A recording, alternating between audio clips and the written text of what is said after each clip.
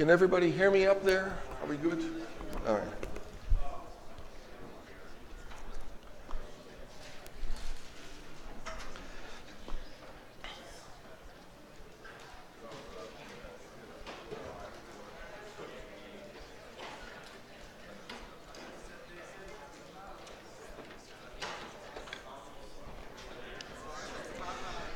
Okay, last time we talked about Savage's theorem. We mentioned that to get rid of non-determinism when you are space bounded in computation, suffice it to only square. Suffice it to square the space to get a deterministic version of the same computation. Can you guys still hear me up there? Good. That was divide and conquer, kind of recursive simulation, a lot of space reuse, very extreme case of space reuse, but it worked, and we only had to square the space to get rid of non-determinism. For time, we don't know how to do this. So to get rid of non-determinism in time, that's the P is equal to NP question. We don't know how to do that, how to simulate non-determinism efficiently in time. But efficiently in space, we do know it's squared. Now, is squared the best we can do? That still we don't know. Maybe you could do it a little bit less if you're more efficient.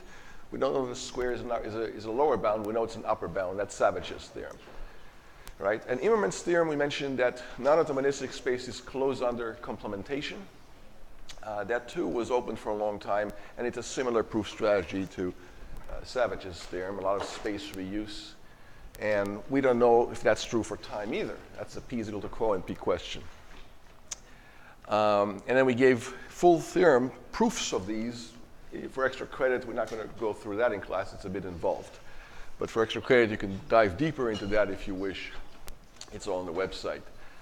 So that leads us with the Chmosky hierarchy augmentation, that P space is equal to NP space. That's a corollary of Savage's theorem, that non-deterministic polynomial space is equal to deterministic polynomial space, and that both are equal to the complement of non-deterministic polynomial space. That's Immermann's theorem. So now we can label more regions here on this extended map. And of course, exponential space is equal to co-exponential space. Exponential space is closed under complementation, non-deterministic, and so on. So we keep adding to this diagram as we go and understand more regions, and you'll see how it keeps evolving. Right? And we mentioned that the space and time hierarchy theorems stated that there's languages that can be recognized in a certain amount of space, but in no lesser space than that, and same for time. So the space and hierarchy time complexity classes are infinite. You can always recognize more languages or solve more problems if you have more time or if you have more space, or both. Right? But that doesn't answer the question of how dense these hierarchies are. Maybe it takes an exponential increase in space to get new languages. Maybe it takes an exponential amount of time extra to get new languages. Now we talk about the denseness. So we keep splitting here. So the denseness of the space hierarchy is very, very tight. Basically, the theorem is that given two space bounds, S1 and S2, these are both asymptotic functions, as long as one is little o of the other, you can recognize certain languages in S2, that's the bigger of the two, that you cannot recognize in space S1. And all they have to do is be asymptotically slightly different than one another. And that small gap, small though it may be, is enough to recognize new and more languages. In fact, an infinite number of new languages, not just even a few or a finite number. So the proof idea, we're not going to go through the whole proof, but it's very similar to the space hierarchy proof to begin with, except this time when we do the simulation, we're very thrifty in space. We try not to waste too much more space. And suffice it to spend only an little bit of extra amount of space to recognize new languages. Diagonalization argument. So even though we're not stating the entire proof right here, if you go back a few slides and look at the space hierarchy theorem proof, we're using diagonalization, and of course dovetailing as well. This proof is a little bit different, but mostly the same as that other proof. A little caveat that the space and time complexity bounds must themselves be computable. So polynomial space, quadratic space, linear space, exponential space, factorial space, all these functions of space bounds and time bounds must themselves be computable, because we already know there's plenty of uncomputable functions. In fact, there's an uncountable number of uncomputable functions, only a countable number of computable ones. But that's just kind of a technical caveat. Most functions that we know and love are computable. It's actually hard to come up with an easy-to-state uncomputable function, even though there's so many of them. Okay, so the space hierarchy is not just infinite. We've already seen that from a previous term. Now we see that it's dense. These containment classes are arbitrarily close together to each other, slightly larger. They don't have to take big quantum leaps, like by squaring or exponentiating or anything like that. Okay, so that is a very interesting result. So for example, easy corollaries from that follow immediately, right? For example, logarithmic deterministic space is a proper subset of log square space, right? And linear space is a proper subset of n log n space. In other words, there's languages for sure, or functions, if you will, that can be computed in n log n space that cannot be computed in linear space. There are functions to be computed in n to the 2.001 space that cannot be computed in just n squared space. So even a tiny little sliver in the exponent of the space complexity bound gives you more languages than, in fact, an infinite number at each and every level. Okay? And of course, any two polynomials, as long as the degree of one is slightly larger than the degree of the other, by however small amount, gets you more space-bounded computations, more functions that you can recognize with the higher space and not with the lower space. Okay? So it's very, very dense as you can imagine, actually, because these gaps can be arbitrarily small. And of course, immediately you see that logarithmic space is not the same as polynomial space. It's an immediate consequence of this denseness theorem of the space hierarchy. Why? Because log is less than a polynomial. In fact, any power of a log, however large, is smaller than any power of a polynomial, however small. So log space is not equal to polynomial space, even though it's contained in it, so it's a proper subset here again. And of course, polynomial space is not the same as exponential space. Again, immediately from this hierarchy theorem, we see that you can do more when you have exponential space than you do when you have polynomial space. Now let's do the same for time. For time, you get another denseness result, but this time, the denseness is not as tight as for space. You have to jump up by a log factor to get new languages, at least a log factor. So if you have two time bounds, T1 and T2, and these are two asymptotic functions, you can recognize languages in time T2 and not in time T1 as long as T1 log T1 is little o of T2. In other words, T2 is greater than T1 by at least a log factor of that T1 function. So again, that's an infinite hierarchy, and it's reasonably dense. You only have to jump up by logs. And each jump, you get an infinite new set of languages you couldn't recognize before with a smaller time bound. But that's the best, smallest jump we can say for time, at least a log factor. For space, it's any asymptotic growth whatsoever, like log or log, or even a tiny sliver asymptotic growth is enough to get you more space-bounded computations, but for time you need a log factor. Now, this doesn't mean that a log is the best we can do. It's the best we know how to do. It's the most thrifty way we know of how to diagonalize over T1 bounded functions to get a function that's not T1 bounded. You have to expend at least a log factor. You may be able to do it one day with a smaller function than a log, but we still don't know how to do that. So it's an upper bound on the jump necessary, not a lower bound on the jump necessary. And again, the proof for this, we're not regurgitating it here, but it's 90% similar to the proof of the time hierarchy to begin with, using diagonalization and dovetailing, and you just try to do it more efficiently. Okay? And again, the caveat here is that the time functions and the space functions must be all themselves computable. It's just a technical requirement. It's not a big onerous thing. So the conclusion is that the time hierarchy is not just infinite, it too is dense, but with log jumps, not arbitrarily small jumps. Okay. So immediately there's a result such as linear time is properly contained in time n log squared n. And quadratic time is properly contained in n to the 2.001. In fact, any two polynomials, as long as the degree of one, y, is bigger than the degree of the smaller one, x, d time n to the x is contained properly in d time n to the y. In other words, the smaller polynomial bound time complexity classes are contained in the higher polynomial bound time complexity classes, respectively, for any two polynomials. Okay.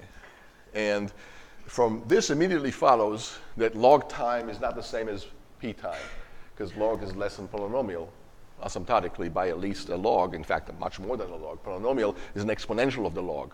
Even linear is an exponential of the log. 2 to the log is equal to n, right?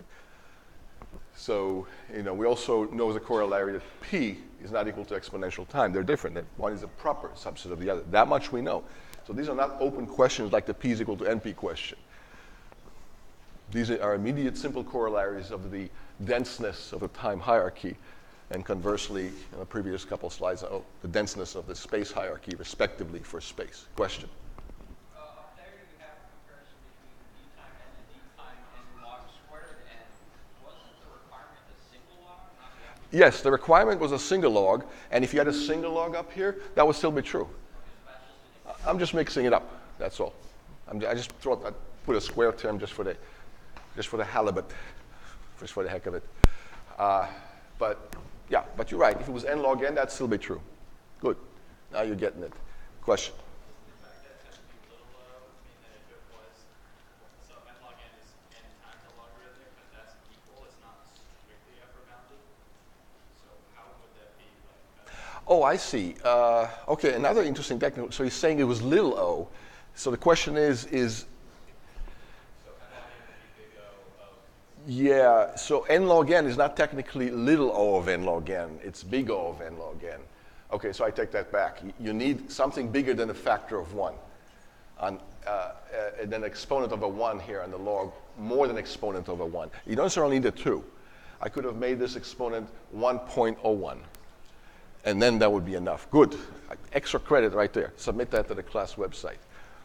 In fact, you get extra credit for asking the question. If you ask a good question, it's just as important as giving it a good answer, right? Asking good questions, there's a name for the process of asking good questions. Anybody know what that's called? Asking good question. It's called research. Yes, thank you. So good. I'm glad you're thinking this way. You're asking good questions, and good questions make you think and ponder, and I do my best to ask you good questions. And I'm glad you're asking me good questions back. So, very nice. What else? So, a lot of consequences follow from this denseness. So, for example, we know that logarithmic time is contained in logarithmic space. Why? Because you can't use more space than you have time to use, right? And logarithmic space is contained in non-deterministic logarithmic space, because non-determinism is a generalization of determinism. So how many get this 2 first set containments? Okay, let's keep going. Polynomial time is at least as large as non-deterministic logarithmic space, because you can simulate non-deterministic space in exponential time in that space. Right? So to simulate non-deterministic logarithmic space, you can look at all possible combinations that the space can be in terms of all the possible states, all the contents of the tape, logarithmic long. And it's only an exponential number of different states. But the tape now is logarithmic in size. So an exponential of a logarithm is a polynomial. How many get that? So 2 to the log is equal, not just any polynomial, it's linear. So 2 to the log is, 2 to the log of n is just n. And if it was slightly larger than log, it'd still be a polynomial. So that's why this is true. Now, p is equal to np, that is true simply because, again, non-determinism is a generalization of determinism, or put it conversely, determinism is a special case of non-determinism. So that's why this set containment is true right there. Now, why is it non-deterministic time is contained in polynomial space? Well, because in polynomial space you can simulate non-deterministic polynomial time by just expanding out, the tree and reusing space, and you'd nail the whole computation in polynomial time, even if it was non-deterministic in polynomial space. We already know that polynomial space and deterministic polynomial space and non-deterministic polynomial space are the same thing. And so that's why this is true. And by the way, that was because of Savage's theorem, right? The consequence of Savage's theorem. Of course, polynomial space is a subset of exponential time, again, because you can simulate all the states of a polynomial computation in space by cycling through all possible states and tracking everything you can possibly do. An infinite loop will be detected because you know you've been there before and so on. By the Pigeonhole principle, you can should be assured to never cycle. And so in polynomial space, you can do certain computations, and exponential time, you can do all the same computations, and possibly more. Right? So that's the that's a subset containment there. Now, none of these are necessarily known to be proper, but we just keep going. Exponential time is a non-deterministic exponential time because determinism is a special case of non-determinisms. So exponential time is, in a non-deterministic exponential time is an exponential space, and so on and so on. Okay, so we have all these containments, and we don't know if any one of them is proper. But by the space hierarchy and time hierarchy theorems that we just showed, we know for sure that logarithmic space is not the same as polynomial space because they differ by at least some asymptotic amount. In fact, by a lot more than asymptotic amount. And so by the denseness of the space classes, log space and polynomial space are not the same thing, even though one is contained in one another. Polynomial space is not the same as exponential space, because that's definitely an increase in space, much more than just a sliver, tiny amount asymptotically, but an exponential amount, in fact. So we know that these three inequalities hold. And similarly, by the time hierarchy theorem, we know that these three inequalities hold. Right? Log time is not the same as polynomial time, because that's more than a log factor. Right? Polynomial time is not the same as exponential time. That's more than a log jump. In fact, an exponential time jump. But all these are right in here. So that means this green one is not the same as this green one here. So log time is not the same as p. Right? So one of these three subset containments must be proper by this theorem right here. So when I say this, I mean several theorems. This is not equal to that. That's one theorem. This is not equal to that. That's another theorem, and so on.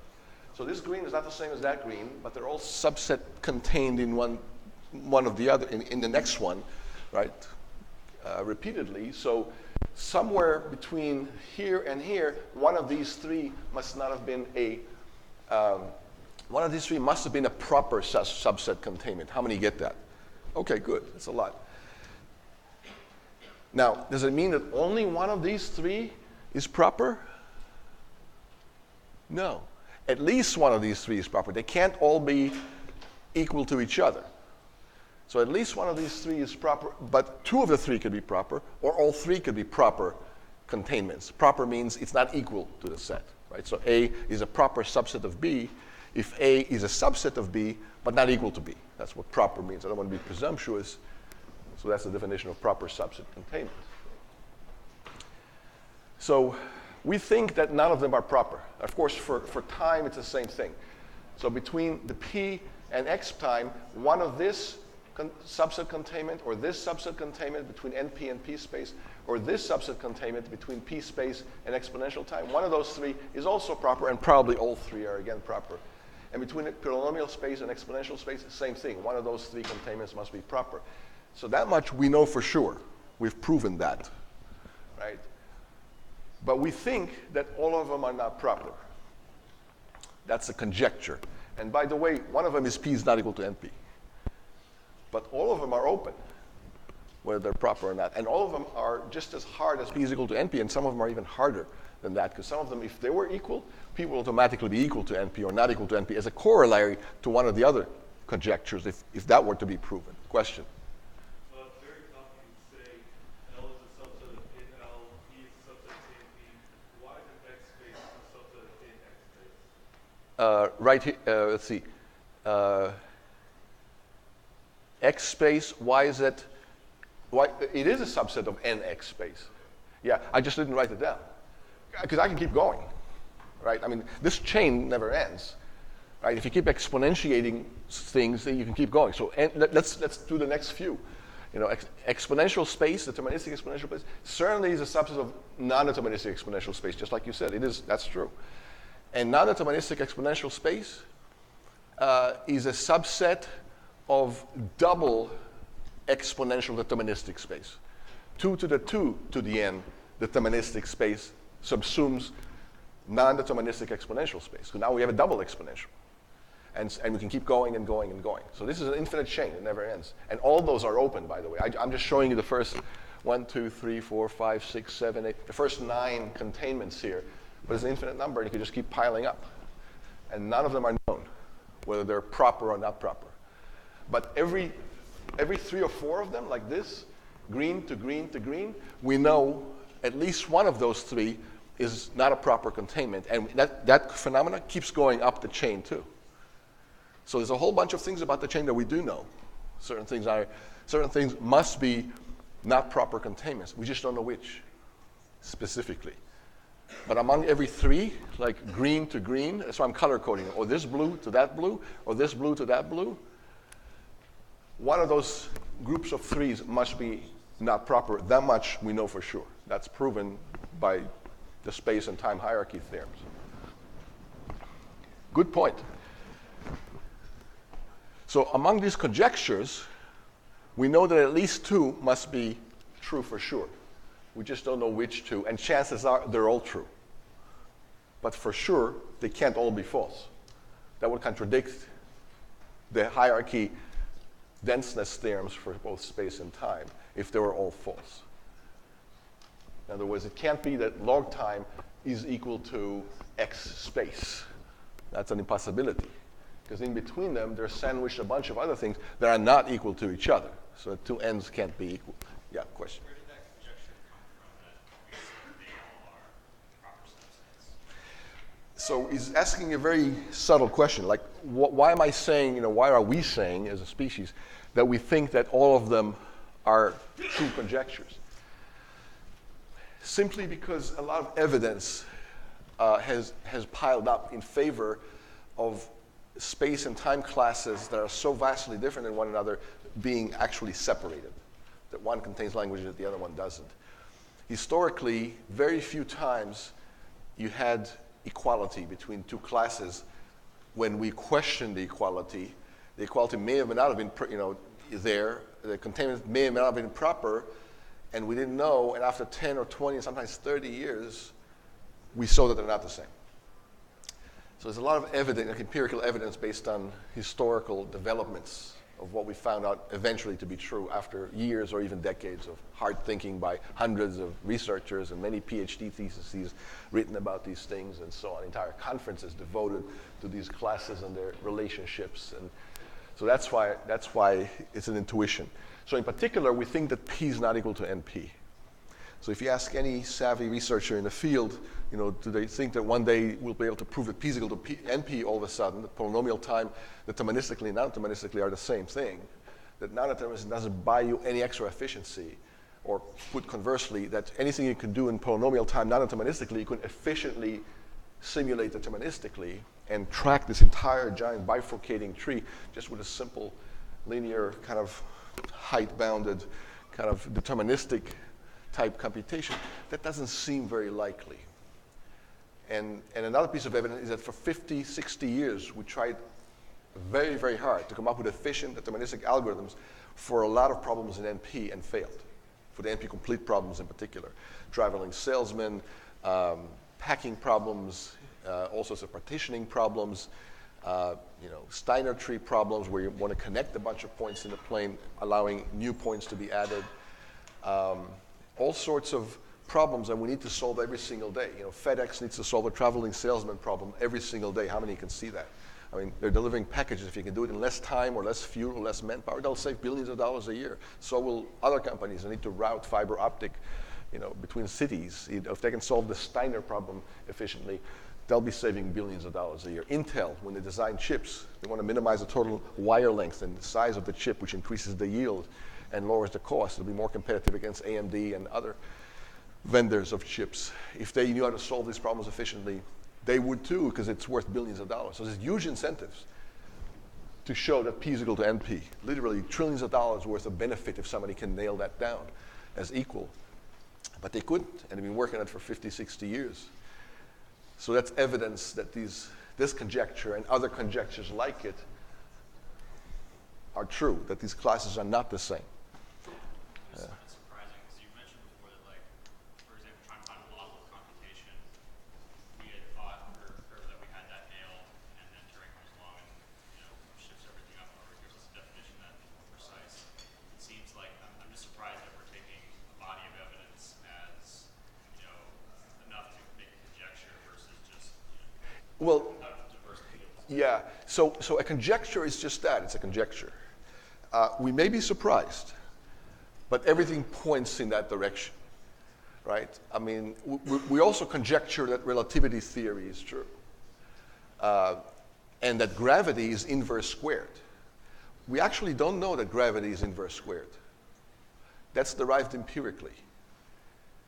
That gravity drops as the square of the distance between the two masses, whether they're stars or point masses or two particles or two galaxies.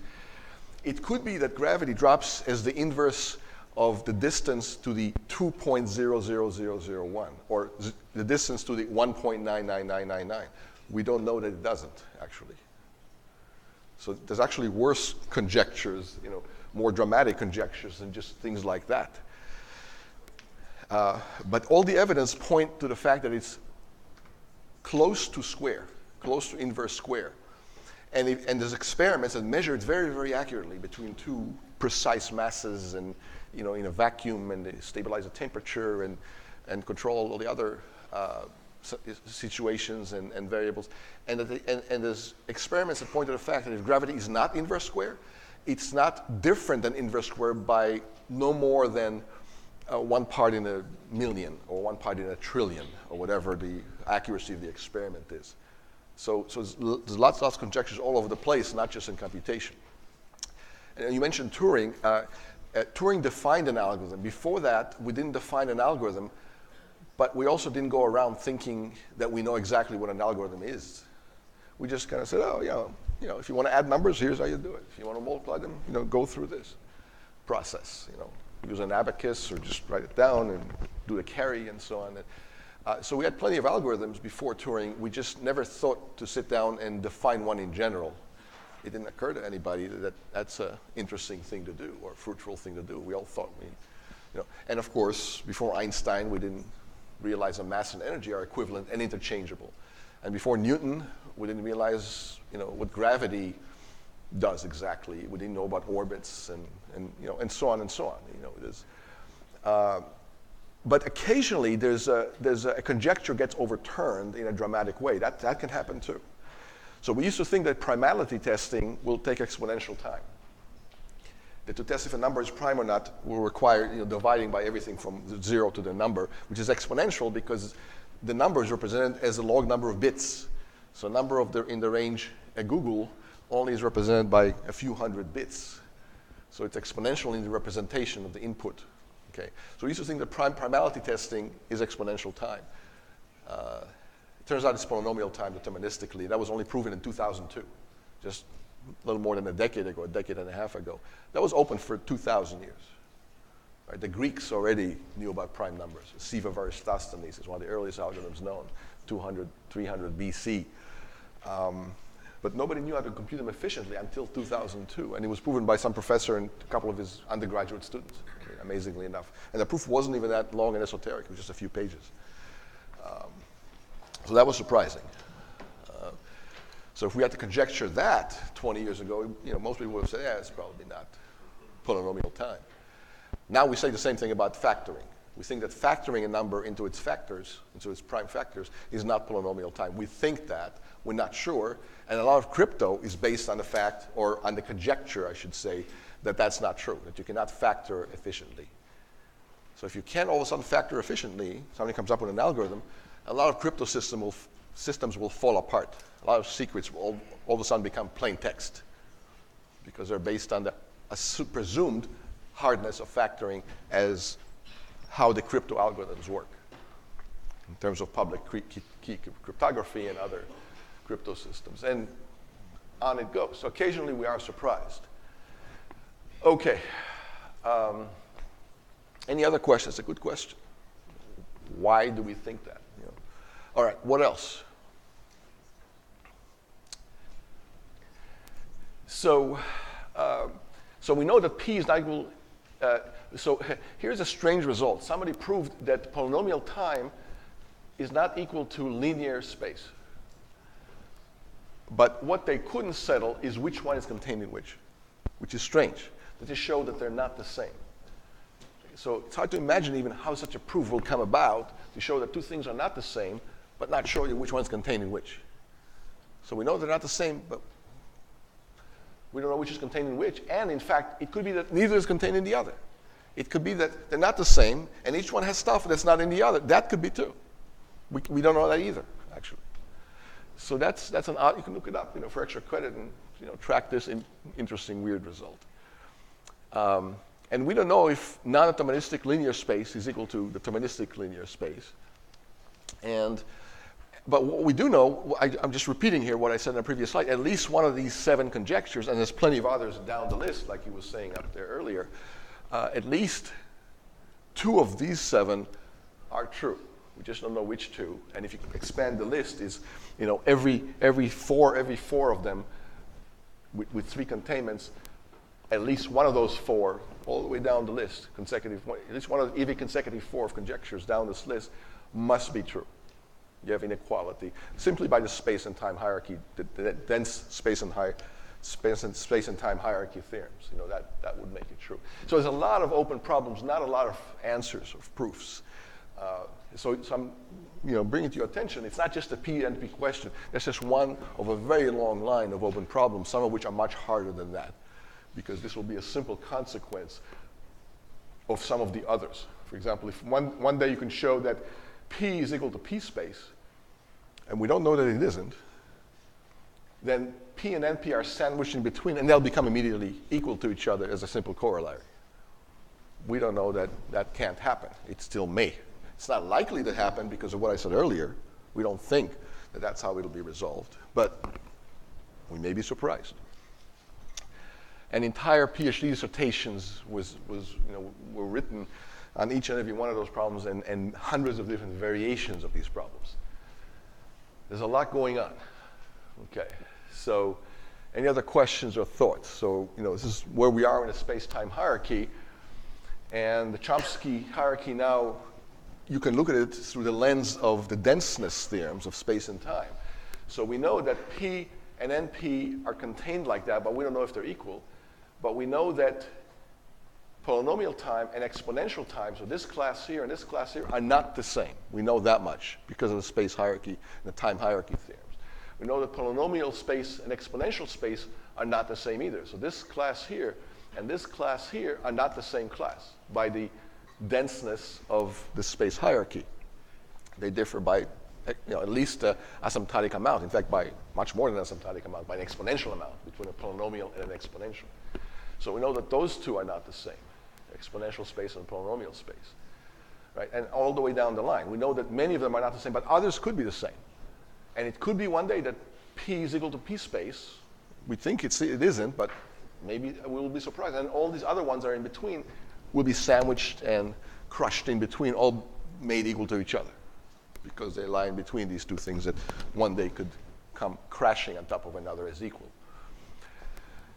But there's plenty of things here that are not the same. For sure, we know that, right? So the dense infinite space and time hierarchies, the complexity classes that we mentioned, now I'm going to put them in here. So inside P, there's an infinite hierarchy of space, infinite hierarchy of time complexity classes: linear, quadratic, cubic, n to the 4, n to the 5th, n to the 6th. So I'm writing it like this.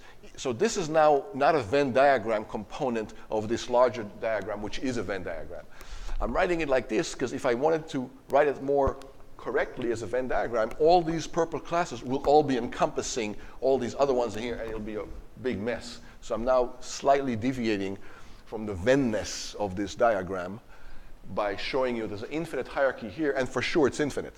That's not going to collapse because we know linear time is contained properly in quadratic time, and quadratic time is contained properly in cubic time, and so on. And this is all the polynomial classes here. So there's an infinite hierarchy right inside P, and it's a proper hierarchy. In fact, we don't even have to jump by a linear amount, but a logarithmic amount suffices, or more than a logarithmic amount suffices. Okay. Same thing for all these other classes. There's infinite hierarchies inside each and every one of those classes, and they're all proper. So let me put a few more in, so now you get a bigger appreciation as to what really goes on in this diagram. There's infinite classes all the way up and down within each one of those sets that we've seen and loved all along. So there's a lot more going on here than we've actually even shown yet. And there's a lot more going on here than we're showing even now. But let's take it one step at a time. So there's more infinite space and time hierarchies by the denseness theorems all over the place, and they're all proper. And each one contains an infinite number of languages that the one below it do not contain, and there's an infinite number of classes at each level, right? Each one containing an infinite number of new languages, not containing any one of the lower purple circles contained in it. These are all proper containments. And in addition to that, there's all sorts of other hierarchies that we haven't written down yet. For example, in the recognizable languages, there's hierarchies here of more and more difficult languages to recognize. And the Turing degrees, we already mentioned Turing degrees. Remember that? There's things that are impossible, and things are more impossible than other things. If you had a black box for the first thing that was impossible, the second thing will still remain impossible, even if you could do the first impossible thing for free. So that's more impossible than the other, just like there's bigger and bigger infinities. There's a whole bunch of hierarchies here, infinite hierarchies of impossible things, some of more impossible than others, and those are proper. In the context-free languages, there's hierarchies here too. Within the context-free languages, our languages are called LALR, languages that can be recognized with one token of look-ahead, or one character of look-ahead. And if you can look ahead 2 or 3 or 4 more, you can recognize more and more languages. How many heard of that? Compilers are concerned with that kind of thing. How many tokens of look-ahead do you have to do to recognize the full syntax of a language? So there's infinite hierarchies within the context-free languages. There's also infinite hierarchy within the deterministic context-free languages, never mind non-determinism. Even within the regular languages, there's hierarchies. What's the hierarchy within the regular languages? For example, one is called the star height, clean star, clean closure. So there are languages that are regular, but if you're only allowed one star, not 2 stars or 3, one star to represent certain regular languages, you can only represent certain regular languages with a single use of a star in the regular expression, that you cannot, that if you allow 2 stars, you would be able to denote more languages that you cannot denote with a single star. Okay, so it's the number of applications of a star, and the stars need to be nested. So it's the star height. It's how many nested stars you need, the minimum number of nested stars you need in the minimum regular expression with the least number of stars to represent a certain regular language. The regular language require more and more stars to represent.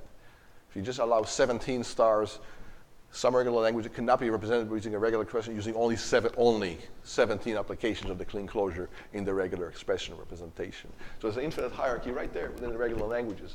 And of course, there's infinite hierarchy within the finite languages even, because you can say, make that hierarchy the language size. So languages which only have 1 string in them, put them within one class, and languages which only have 2 strings, 3 strings. So you can even impose hierarchies within these, and I'm denoting them slightly differently because these are not the consequence of the space-time hierarchy denseness theorems. These are like more specialized hierarchies, but there's infinite hierarchies nevertheless all over the place, aside from the purple ones that I'm showing there. So there's a lot going on all over the place. Yeah. I want to circle back to the non-recognizable number of infinite hierarchies. You said that there are some problems that are more impossible than other problems. I'm a little confused about, doesn't this seem like a binary case where it's either possible or not possible? So he's saying, how can one impossible problem be more impossible than another impossible problem? Right? Let me flip that question around. How can one infinite set be bigger than another infinite set? Okay? And there's a very precise manner in which that's true. You cannot put a one-to-one correspondence between the 2 sets. So let's talk about infinities for a few seconds. So Cantor said very non-intuitively in the 1800s that some infinities are bigger than other infinities. And what does that mean? It means they're all infinite. And before him, we didn't know what to make of it. All infinite sets were created equal, we thought. But no, he said, and he was right, by diagonalization, some infinite sets are bigger than other infinite sets because there's no way to correspond them 1-to-1. And other infinite sets, you can correspond one-to-one, and those are the same size. So those are a very, very precise definition. Now, what does it mean for one problem to be more impossible than another problem? Take the first problem that's less impossible. It's impossible, but let's create a black box for it. Give it to you for free as an oracle. You can query the black box. In one time step, you'll get the answer no matter what. It's an impossible question to answer, but there's a genie in there that gives you the answer for free. Yes. You can use diagonalization now to show that even if you had such a genie in a box that solves one impossible problem, you still can't solve, even using that genie, however many times you want, the other problem. So that makes the other problem more impossible than the first. Because the first problem is solvable with a genie in one step every time. End of story. But the second one is still impossible even given the genie. So it requires a super genie. And guess what? If you get a super genie that solves the second impossible problem, now there's a third one that can be solved using the super genie. And that's more impossible than the second problem. And there's a whole infinite hierarchy of those. Those are the Turing jumps. Right? We talked about that somewhat, right? How many remember that discussion vaguely? All right. Anyway, if you want to dive deeper into that, extra credit, it's on the class website. You know, there's papers on it, there's entire books on it. These are called Turing degrees. Look at the wiki page for Turing degrees. It's one of the links on the reading, not necessarily required, but it's on there for extra credit. Turing degrees. Some problems are more impossible than others. It's a very intriguing concept, right? I mean, it's a very good question that he's asking. How can that even be defined? Well, this is how. You got a free oracle for one, you still can't do the other. That makes the other harder in this sense, even though they're both impossible to do algorithmically. Yeah.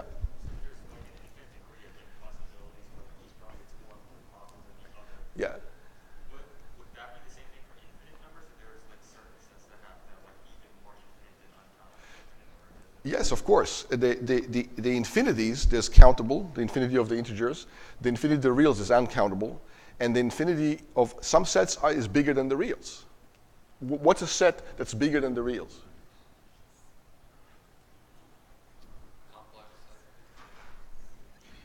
The complex set, you can map it onto the reals, actually. Yeah, but it's a very good try. It contains the reals, but it doesn't have more elements than the reals. Just like the integers contain the primes, but the set is not bigger, because you can map the primes into integers, the first prime, the second prime, the third prime. There's a one-to-one correspondence between integers and primes. So pure containment doesn't mean it's bigger. So real numbers. Or, better yet, curves in the plane. Geometric curves in the plane. Drawings, arbitrary drawings in the plane. That's bigger than the reals. Because that's subsets of the reals, which means it's as big as the power set of the reals. The power set of a set is always bigger than the set. How many have seen that stated before? Where did you see it? The power set of a set is always bigger than the set, even for infinite sets. For finite sets, it's obvious. If a set has n elements in it, the power set has 2 to the n. 2 to the n is bigger than n. But for infinite sets, that's true too. Where have you seen it? With sigma star and the sets of all languages. Yeah, but the general theorem. The general theorem says the power set of a set is bigger than the set itself. It was actually on the problem sets. If you remember. Just thought I'd mention it. I was hoping somebody would jump and say, oh yeah, I've seen this problem. It's on the problem set somewhere. But how many remember it from the problem set? Just, okay, a few do you do? Okay. I won't question why others don't even remember seeing that anywhere in a problem set, but you know, I hope it's not because you didn't look at some of the problem sets. Okay. And what proof technique it can be used to show that the power set of a set is bigger than the set itself? Diagonalization, our friend diagonalization. We get a lot of mileage out of that at every step, including space and time hierarchy theorems and everywhere else. Okay, so there's bigger and bigger and bigger sets. They're all infinite, and all these infinities are bigger than all the ones below it. So the power set is enough to get you a bigger infinity. And it's very well defined. It's a set of all subsets of the smaller set. That's always well defined. Right? Now it turns out that there's infinities bigger than all of those. There's infinities that cannot be reached by repeated power sets. I'll leave it at that for now. If you want to know more about that, which book should you read? That's a meta question. Infinity in the Mind by Rucker. It's on a required reading list, and now you know why, because it answers a lot of cool questions like the one you just asked. What else? So is there a implicit class for like exponential course. Yeah. And those are not necessarily equal to exponential space. They're bigger. So n factorial grows as n to the n, which is bigger than 2 to the n asymptotically. So My question on that is, like, isn't there, like, there's a formula you can use to convert any factorial into an exponential? there's something called Stirling's approximation formula for the factorial that approximates the factorial as n to the n, roughly. It's actually n to the n over 2 to the n times the square root of 2 pi n, but never mind that. It's roughly n to the n is the dominant term in this expression. So factorial roughly grows as n to the n. It's not hard to show that using some algebra. So where would we put that on this? So factorial space will be outside exponential space, but still within the decidable. So you'll be right outside this oval here, but not outside the decidable. You'll be right there. Factorial space. Factorial time, then factorial space. And of course, there's bigger functions than that. It's easy to make big functions, right? So he mentioned factorial space, right? So that's n factorial. Right? So that grows very fast. That grows like n to the n. So let's finish it off as a function. F of n is equal to n factorial. What's a bigger function than that? The power set of that. But let's keep it as a function, because this is not technically speaking a set. It's a function of n. Right? Let's not even get so esoteric as BZ-Beaver, because that's not even computable. Give me a computable function that's easy to compute, easy, you know, but it's bigger than that. Yeah. And via n times. Yeah. So he's basically saying tetration. But even without that, why don't we take n factorial, which is large, and factorial that, for example. Doesn't that grow even faster? I mean, it's almost unimaginably fast, right? If you factorial the factorial, right? You want one that's growing faster than that? What should you do? Factorial that, right? You want something bigger than that? Take 2 to that power, you know. And you can keep going. It's easy to do. You can do even worse. You can say n factorial, factorial, factorial, factorial. How many factorials? Factorial times. Imagine how fast that grows. And that's nowhere near the BZ-Beaver function. But it is computable. How would you compute it? Just keep applying the factorial definition over and over again. But very quickly get more digits than the number of atoms in the universe, even after 2 or 3 factorials, and that'll be it. You can still compute it, though. So it's, and where is this class? Factorial, factorial, factorial time? Well, it's outside exponential space, outside factorial space, outside factorial, factorial space, but still within decidable. It's right there. So there's infinite hierarchies. That's where all these are. So I just gave you one example of one of those purple lines here, one of those purple ovals here. How many get that? And there's plenty of others. It's an infinite hierarchy right there. And they're all decidable. Good questions. What else? All right. So let me now mention a few theorems. We're not going to prove these. It's too hard to prove. This was a graduate course. Maybe we'll get into it. But let me just tell you what they state, because they state some unbelievable, cool, hard to imagine facts. But there are facts because these are theorems and we can prove them. So it turns out that there are computable functions that create arbitrary gaps in the space and time hierarchy. So for any computable function g, there exists some other function t such that d time t of n is equal to d time g of t of n.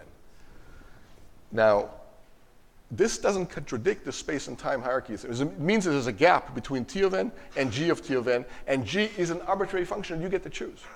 So for every g that's computable that you get to choose, I can choose a t that will create an arbitrary large gap between deterministic time t and deterministic time g of t. That doesn't contradict the space and hierarchy theorems or the dense space and hierarchy theorems, because this t doesn't have to be computable. If it had to be computable, this wouldn't be true. But if t doesn't have to be computable, you can pick a really esoteric, weirdly defined t that will make this true. Arbitrarily large gaps in time and arbitrarily large gaps in space. And the proof is very similar to what we've seen before. It uses diagonalization, and that those gaps are true in space as well. So in particular, that means there is some function t such that deterministic time 2 to the 2 to the t is equal to deterministic time t for some weird function t. In other words, there's a gap between linear and double exponential for weird enough function t. Now you know why we had this technical caveat on the space and time hierarchy theorems. We said that these space functions s's and these t functions t's, t1 and t2, they have to be computable. I remember that technical, we mentioned it, that technical requirement. And now you know why. Because if they weren't computable, you can get weird pathological behaviors like this, big arbitrary gaps. And it doesn't contradict the space and time hierarchy theorems, which pertain to computable time bounds and computable space bounds, not uncomputable bounds like we allow here. Okay.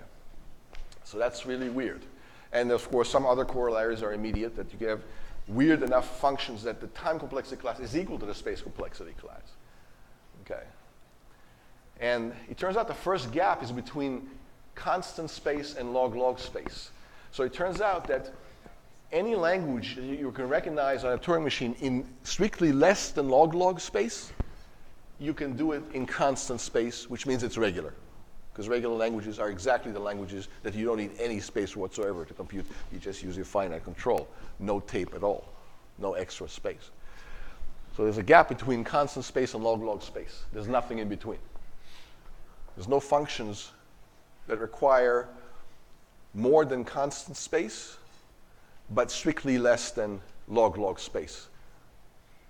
That space is a vacuum. It contains no new languages. So that's interesting. That's not easy to show, by the way. It's an impossibility result. So all classes in space below log-log, they all collapse to constant. It's like a black hole. Any questions about what this result says? Not how to prove it. The proof is difficult. You can look it up for extra credit. It's in much more advanced texts, or research papers. Yeah. Question? I just want to make sure that my definition is clear. So the gap theorem is talking about there is a function like t of n and then gt of n such that it bridges the gaps, or that there's nothing that's like vacuum. You're talking about the denseness theorem of earlier? Or are you talking about this?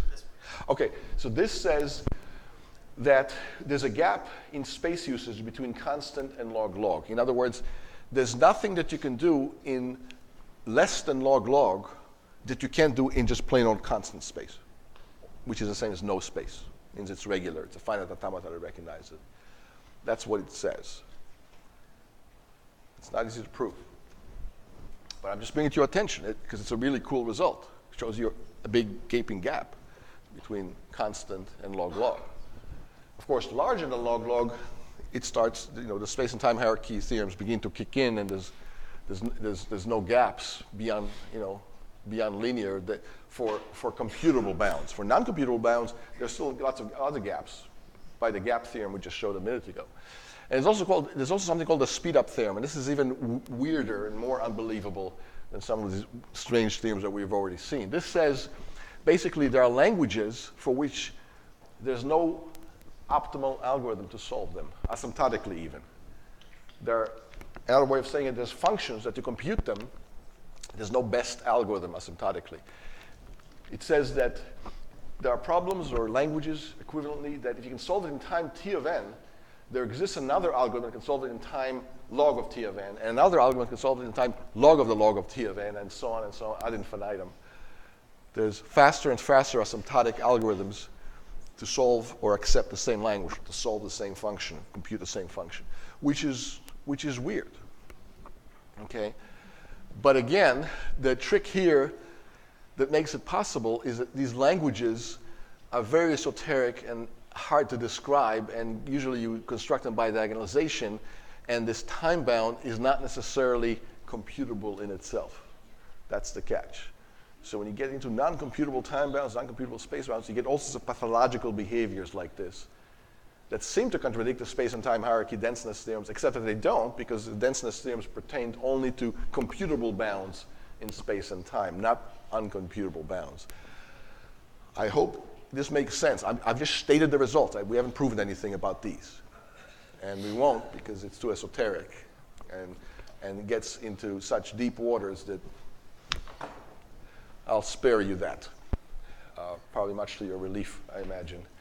Question. We looked into, or had some looked into whether these gaps and speedups would apply to non-recognizable languages. Yes. Yeah, you can get arbitrarily complicated languages, including non-recognizable ones that will, in fact, some of these languages are of that type anyway. They're not even decidable languages necessarily, although there's probably decidable languages that that may satisfy this kind of weirdness. Yeah. When you say esoteric and stuff, are we talking about things like the traveler's dilemma? No, that's not esoteric at all, relatively speaking. So the traveling salesman problem, are you talking about traveling salesman or TSP, you mean? When you say traveling well, if you didn't mean TSP, all problems in NP are decidable, and in fact they're decidable in exponential time, precisely. You can decide them very simply if you allow brute force enumeration of all possible solutions. So for traveling salesman, if you're looking for a permutation through n cities that minimizes tour cost, look at all n factorial different permutations. There's n factorial of them, and I say only n factorial. It's a big number, but you can cycle through all possible permutations and see which one is the cheapest and solve it relatively straightforwardly with a simple enumeration algorithm. I'm just talking about the traveler's dilemma. Oh, the traveler's dilemma, like the game theoretic thing that's in that paper.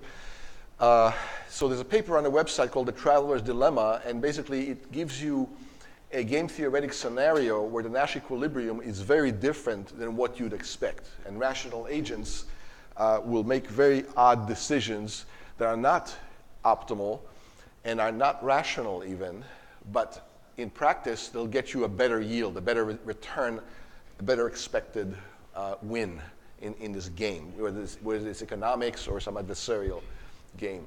So if you're wondering about that, read that short 5 or 6, 7-page Scientific American article called The Traveler's Dilemma. It's on the website for extra credit.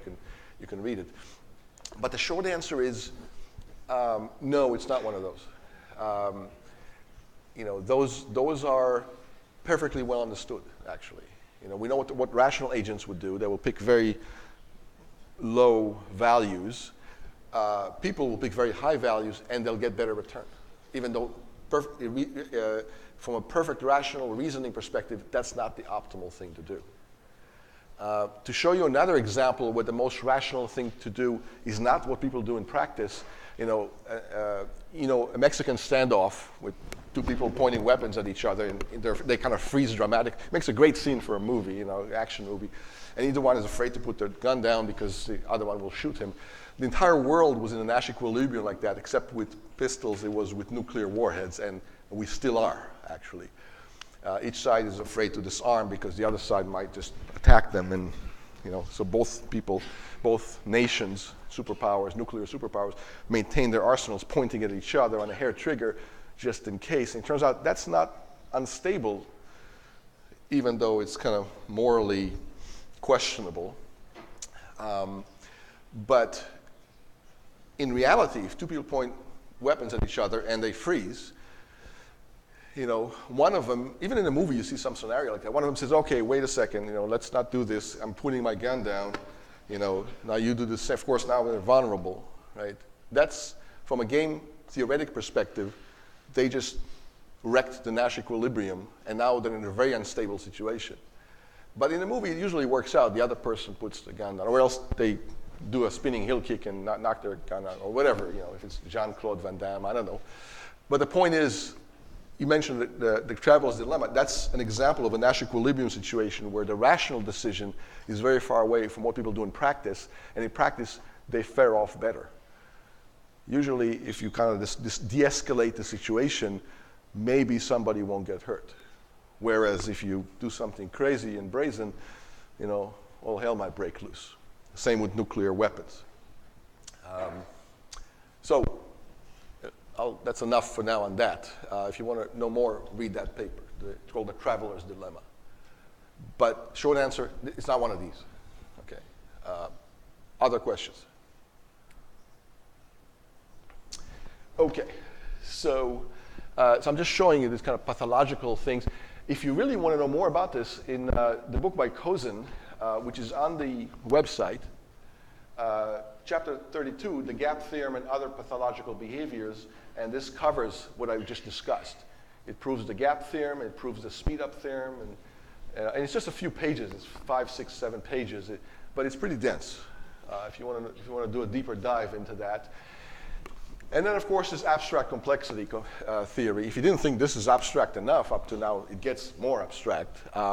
And basically, Bloom in the early 70s did the following. He showed that any complexity measure, not just space and time, but any complexity measure that satisfies a couple of very fundamental, obvious axioms, give you immediately rise to all the complexity classes, their containments, their denseness, the gap theorems, the speedup theorems, and all the other phenomena that we have. It doesn't have to be space or time. There's nothing magical about space and time.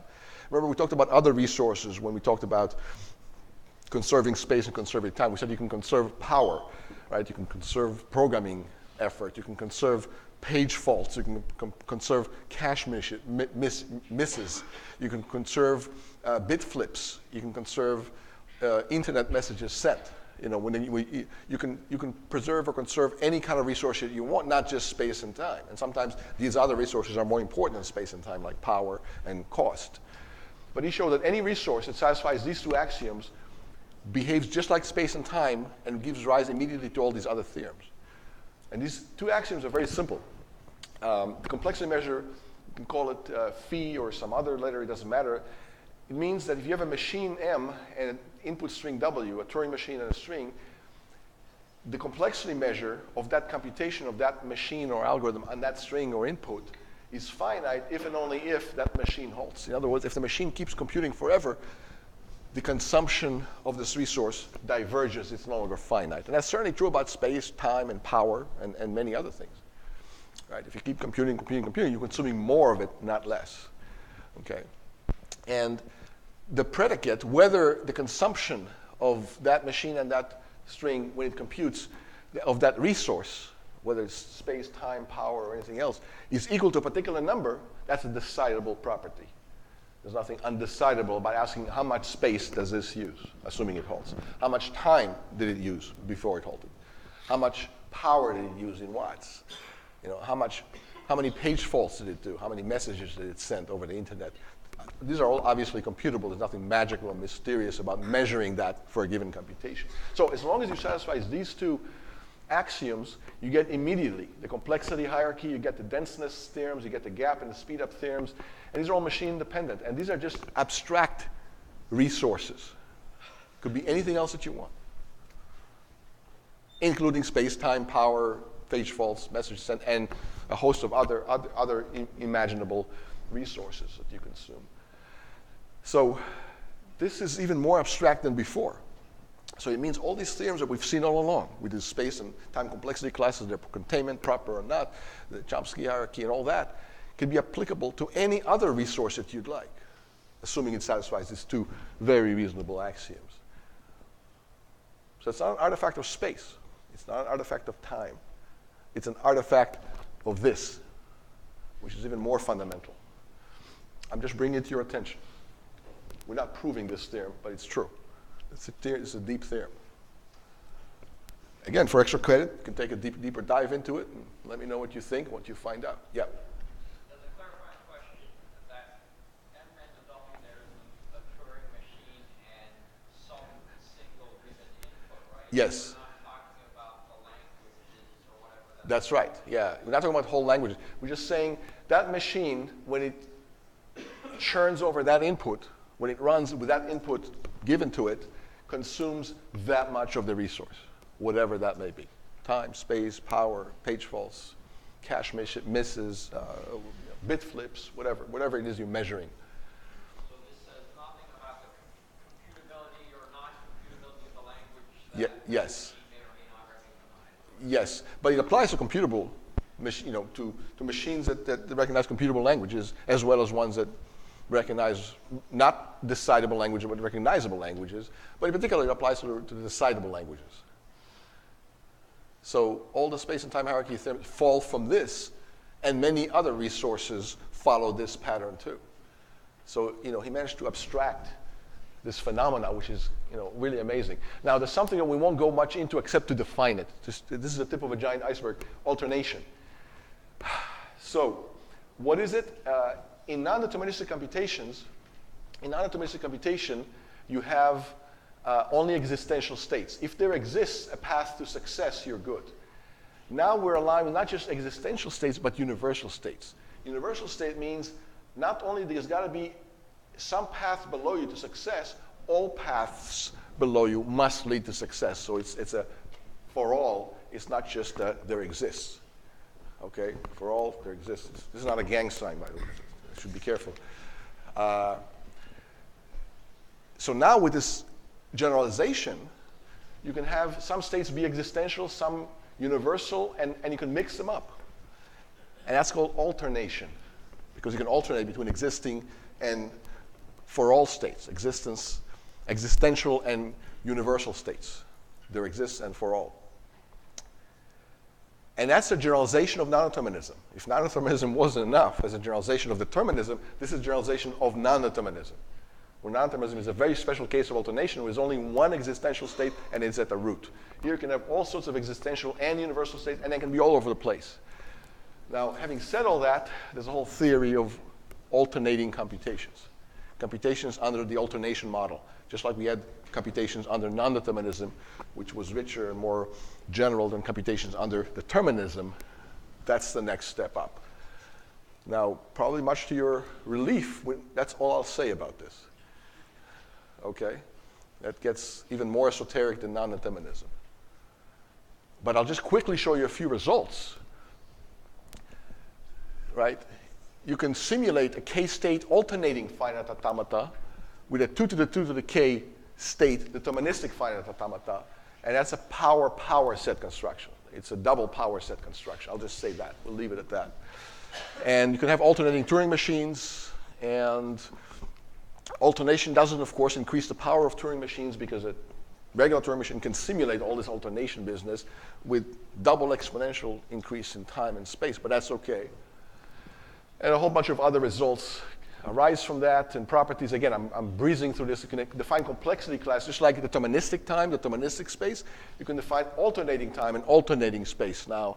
And those are different than deterministic and non-deterministic counterparts. And there's a whole bunch of relationships between them, and existence theorem and non-existence theorem, and open problems. And if you've ever seen the movie Snakes on a Plane, that's kind of an existential on a plane, some plane. Now it's snakes on every plane.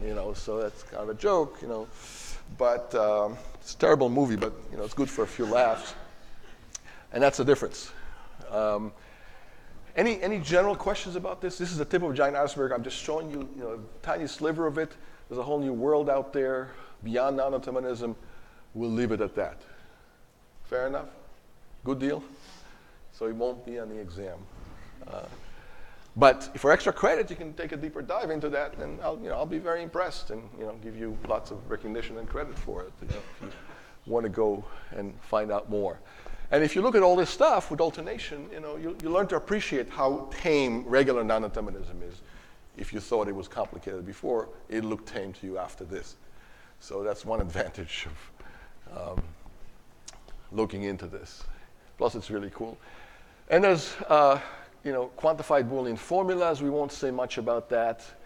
We'll mention it later when we talk about NP-Completeness and p-space completeness and NP-Completeness theory. But some common games fall into these complexity classes. So let me just say that generalized checkers is exponential time complete, just like traveling salesman is NP-complete.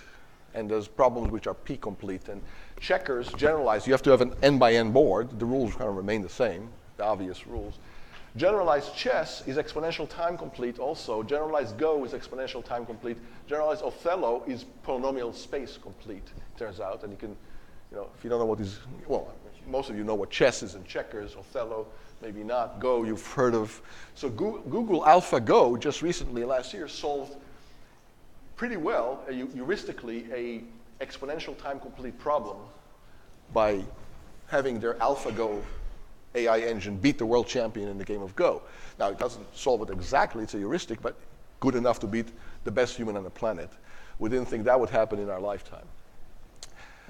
The polynomial time hierarchy, don't even get me started on that. We'll skip through that. But I do want to show you something really cool. It's called the complexity zoo. Oh, by the way, there's probabilistic Turing machines that can flip coins. Again, don't worry too much about it unless you want to do a deeper dive. But here's something really cool. The complexity zoo. So we've seen P and NP and P space and X time and all these complexity classes. There's a website. If you Google complexity zoo, you'll see it. All these classes are listed, and hundreds of others that we did not mention that all have names are listed too. And of course, there's an infinity of other classes that don't have names. But even the ones that we use so commonly that they have names are there. Context-free languages right there. Context-sensitive languages, right? You know, we have deterministic context-free languages, logarithmic space languages, deterministic space, deterministic time classes. They're all there in the complexity zoo. Here's NP right there. And here's polynomial hierarchy. P is right there. Non-deterministic logarithmic space. Here's P space.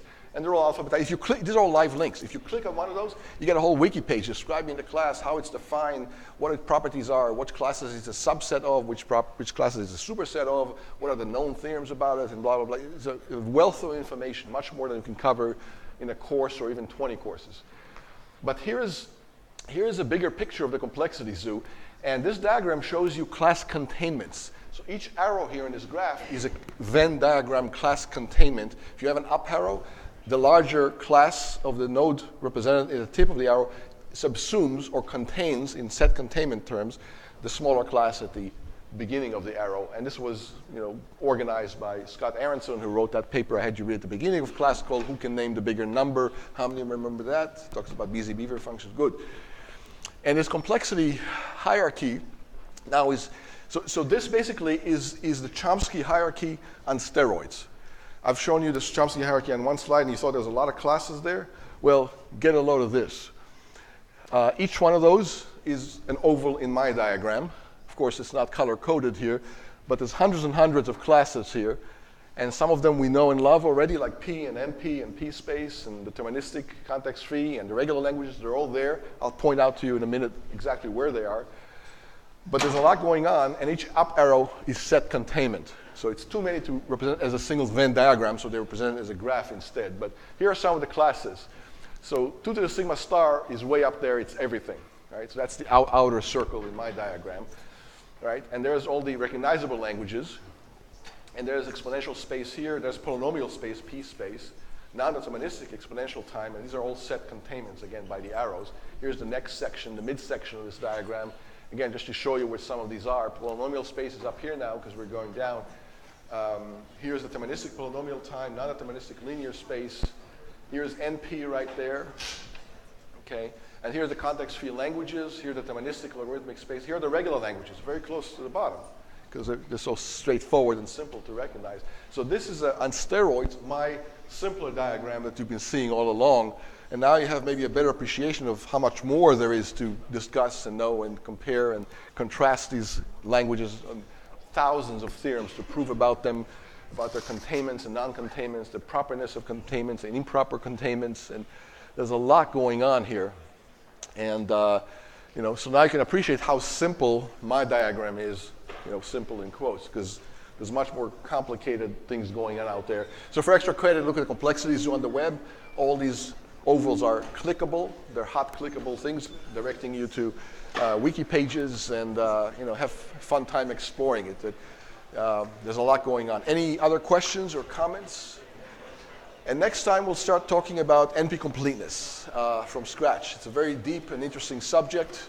A lot going on there too, and there's lots of practical problems that we need to solve every single day like traveling salesmen. And then we'll talk about heuristics to solve them, and it'll be fun. All right? So see you next time.